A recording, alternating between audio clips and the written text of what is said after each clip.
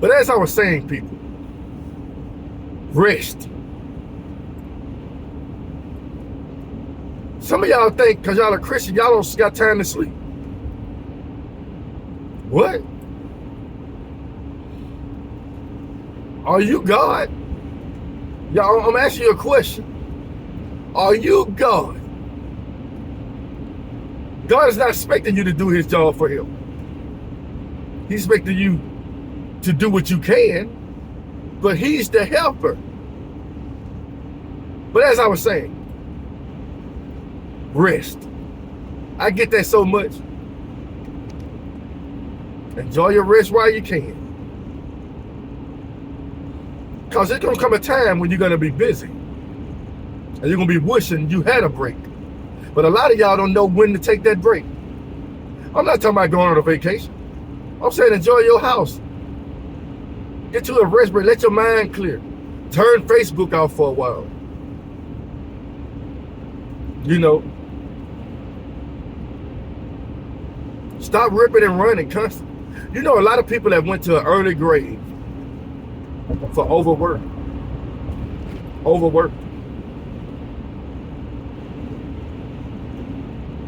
You know, trying to do too much. I'm telling you, that kill more people than you think. I know some people that get off work and go to another job, and then if somebody calls and say they're chasing up that dollar bill, I'm just saying, man, some people, they don't understand. Your body needs sleep and it needs relaxation. So they'll do anything to keep themselves up or going. There lies the problem. I'm going to tell y'all a secret. I'm going to tell y'all something about. I can't say nothing about else. I can say something about me. You know, I try to live by the Bible the best of my ability. And do I got it all down packed? No. But there's certain things that resonate with me. Especially in Proverbs or Ecclesiastes. When Ecclesiastes, when he say, for all your labor and all your toil, it's no better for a man to do than to eat, to drink, and be merry. Then he said, enjoy the wife that the Lord has given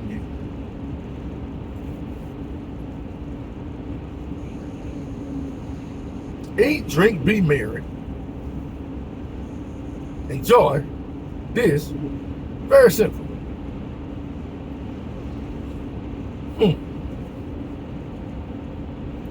What am I getting at? You know, when I get off work, after working, all I want to do is eat, drink, and be merry. In my younger years, I used to try to drink to make myself happy. I need some drink. I need a beer. Or I need this, I need that to make yourself happy.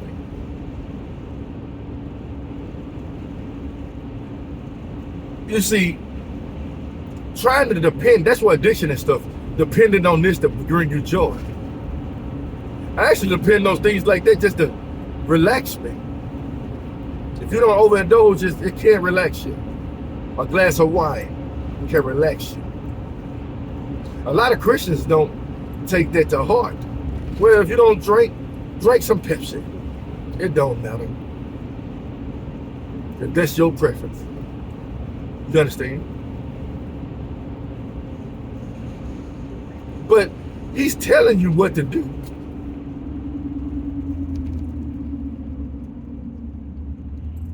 He said, don't be overly righteous. Why destroy yourself? How can you destroy yourself by being overly righteous? Doing too much. Doing way too much. Now, let's go to something else. To whom much is given, much is required. Now, if God starts increasing you and strengthening you more, and you start growing as a Christian, you might have to do more. But like I told y'all earlier, that's not for everyone. That's not for everyone. Like as of right now, I can only talk about myself. God has given me a platform. It's called a cell phone and a video camera. I can do so much on this whenever I'm in the car. I don't have to make a lot of stops. I'm not a delivery driver or things like that. I just go there. And I go to different people's houses sometimes. You understand? Very simple, very easy. But this is my platform. Find yours. And music. And I love making music so much I don't even feel like working. I love talking about God so much this don't even feel like talking about working. It feel like natural. You see, a lot of y'all are feeling unnatural because you're trying too hard. You're stressed. You're worried. You're this and that.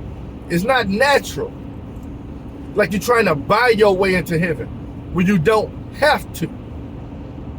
I did a video years ago about your walk with Christ is so simple that a lot of people don't even realize it.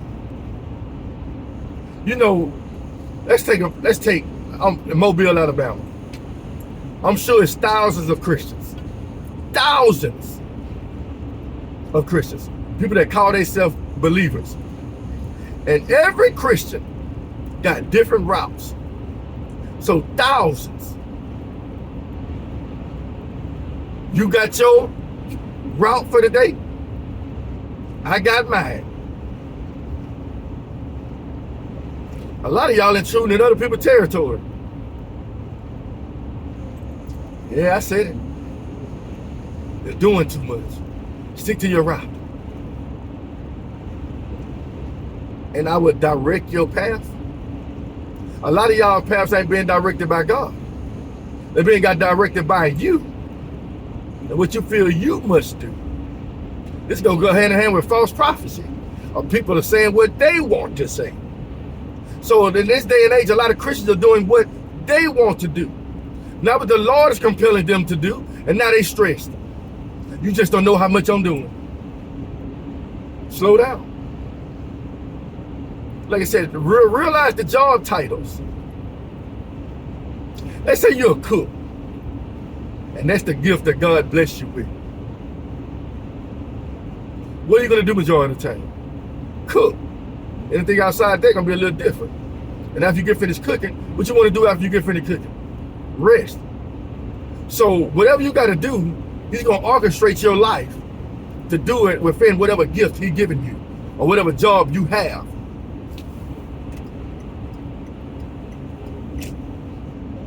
You know, and just think about it in your lifespan.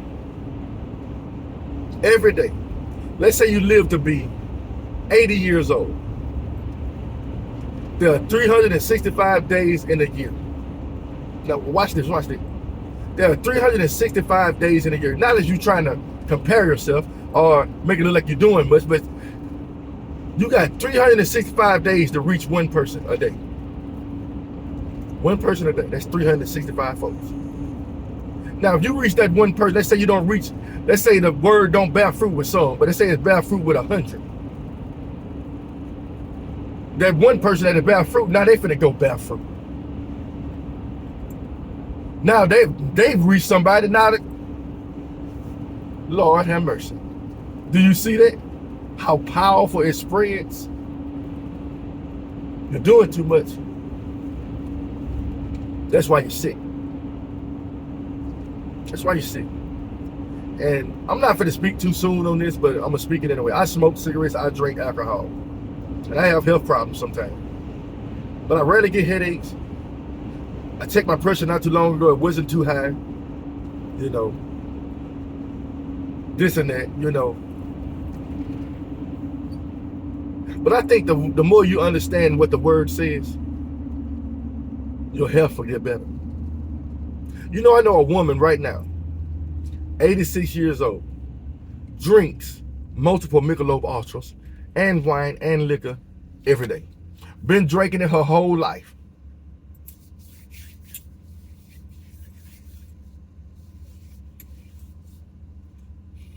I know many people like that. I know some people drink one time and get an illness. Does that mean alcohol is bad?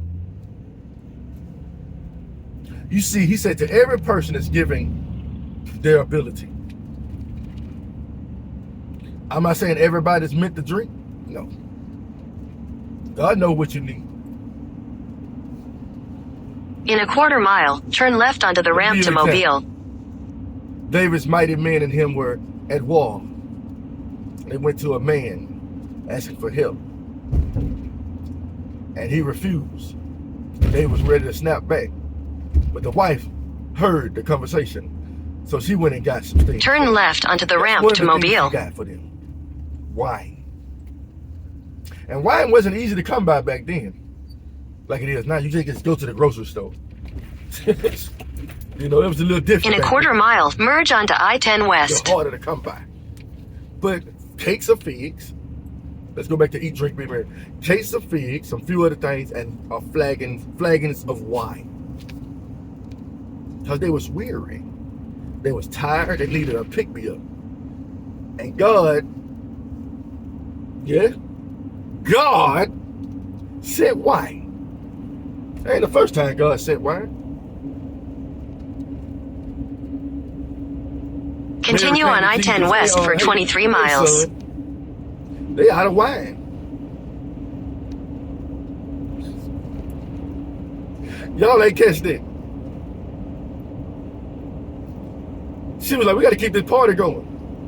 Jesus, I know you can do something. We got to keep this party going. This is a celebration going on. Jesus, they are out of wine. Jesus could have been like half of y'all hypocrites out there. They don't need no more if they drunk all that. But Jesus didn't say that. Jesus said, first, he said some smart comment to her. My time has not yet come, or something like that. He said, hey. Then after he said that, Mary looked at the two men and was like, hey man, whatever he tell you to do, do it. Hint, whatever he tell you to do, do it. Whatever Jesus tell you to do, do it. As often as you do this, give honor and reverence to me. I ain't gonna tell you what he talked about, but you know. Hey, give me that go fill two big pots of water. Let's say, I'm gonna say, well, 2 kegs. Get them 2 kegs over there. Fill it with water. Let's make some wine. I know what you're finna say. That's wine, that's not alcohol. It's fermented. One way or the other. It's been made special. Wine has been made the same way for centuries. You understand? Now, overindulging in anything is wrong. That's what I'm trying to tell you. You know, I get sick a lot. And I tell people something. I'm like, go get you a bottle of liquor, some vodka, and some orange juice. Drink you a few shots. Am I wrong? I'm gonna ask you a question. Am I wrong? That helps me. It helps me clear my sinuses, clear my insides out. It does.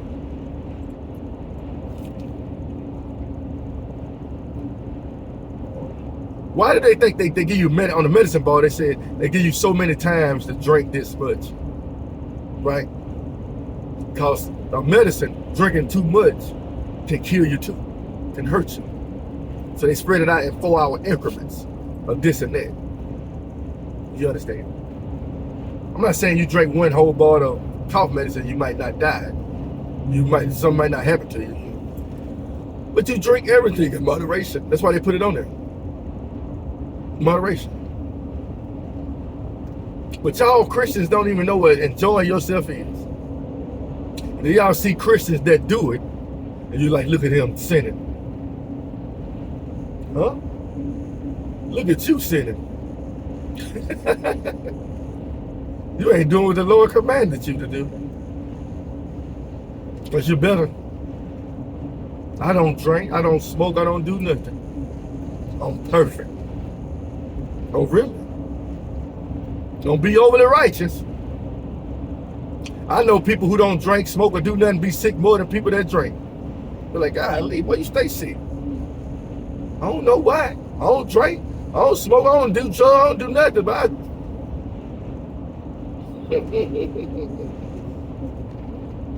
call me what you want. I'm about spreading the truth. The Bible gave stimulations on bishops, the head of the church. Don't drink. Don't be given to, he told the deacons, don't be given too much wine. We was talking to the elderly woman. He said, drink a little wine. The Bible encourages it. But it doesn't encourage drunkenness. Do you see the difference, Christians? But those were for the people in the church, the pastor, the deacons. And he told me to the elect lady, he told her she can drink too. Now, what if you are not in any of those categories? You're no pastor, you're no deacon. Why would I tell you you couldn't drink? The Bible never told me to tell you that. But it did tell me to tell you to eat, drink, and be merry. Now, I know wine back then was made different.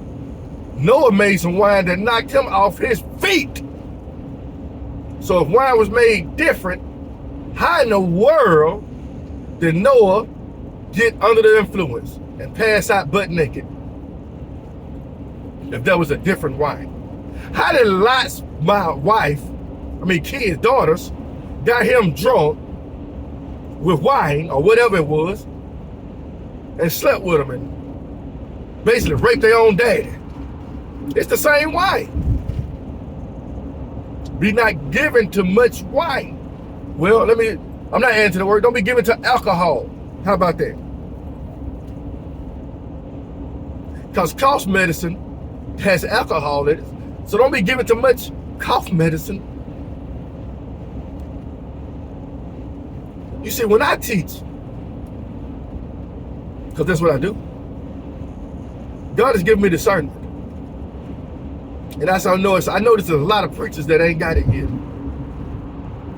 Well, God took alcohol away from me. You know why? It's an easy question to these. You have no self-control. Now you're telling everybody else, don't drink. You're going against scripture. Now you're telling everybody.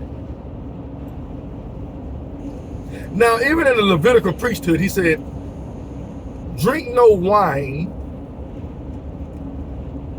before you go into the tabernacle. I was trying to think about that. I meditated on that a little bit. Still trying to figure that out. Before you go into the... You know they had shifts. The same person didn't be at the tabernacle 24 hours a day, 7 days a week. You do know they had shifts, right? Oh, here's you going to hell for what you spread. All right. I'll work that out with God. But I'm going to stick to the word. You might want to stick to it too. A lot of your church leaders might want to stick to it too. I've seen churches have weddings at church. They too scared to bring a bottle of wine inside the church. What did Jesus do at the wedding?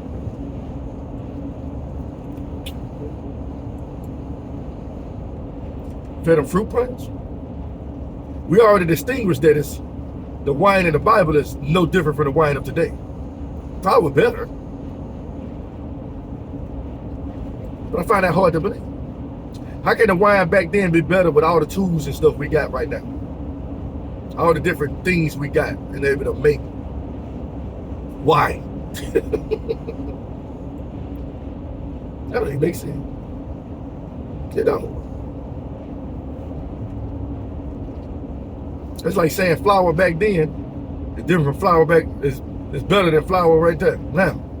They got a super process going on. Let me pause now, we'll continue. I ain't finished yet. I got a few more minutes before I get back to the shop.